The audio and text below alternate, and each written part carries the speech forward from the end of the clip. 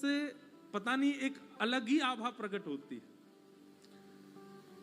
भाई श्रृंगार करने के बाद आप आकर्षक दिख सकते हो। एक बात बहुत ध्यान से सुनिएगा, श्रृंगार किया हुआ व्यक्ति चित्त को अन्य दूषित भाव से आकर्षित कर सकता है, लेकिन कृष्ण भक्ति में निमग्न व्यक्ति के मुख का तेज वो तो काम को नष्ट करते हुए आकर्षित करता है। वो ऐसा आकर्षण होता है।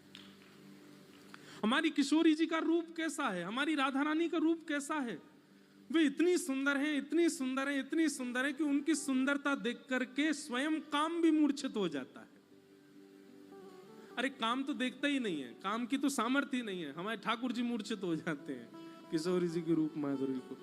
तो संसार का सौंदर्य कैसा, वो चित्त में संसारी भावनाओं को प्रकट करता है, पर भजन के सुंदरता जिनके चित्त में होती है वो संसारी भावों को नष्ट करके फिर भी आकर्षित करते हैं अपनी ओर। हमारे ब्रज के संत हैं, हमारे ब्रज के ऋषि हैं, हमारे ब्रज के महापुरुष, उनका दर्शन करो, ऐसा आकर्षण लगता है बस इनको देखते ही रहें। कभी तटीय स्थान जाओ, वहां के पूज्य महाराज जी को देखो, पतले दुबले से महाराज जी हैं, गुदरी पहनते हैं, सामान्य से वस्त्र हैं, पूरे मुख पे चंदन लगाते हैं, लेकिन उनका रूप देख करके ऐसा लगता है कि बस देखते ही रहें, इतना सौंदर्य। क्यों? क्योंकि चित्त में कहीं ना कहीं ठाकुर जी हैं।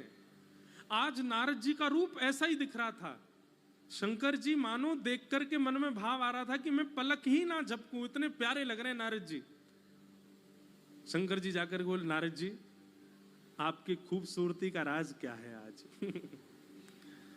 नारद जी बोले, क्यों? बोले, और दिन भी आप सुंदर तो लगते हो, पर आज कुछ ज्यादा ही आपके नेत्रों में हल्की हल्की लालिमा और नेत्रों से गिरता हुआ ये प्रेमाश्रु और ये मुख से निकलने वाले शब्द आपकी आज कुछ विलग लग रहे हो आप, क्या बात है?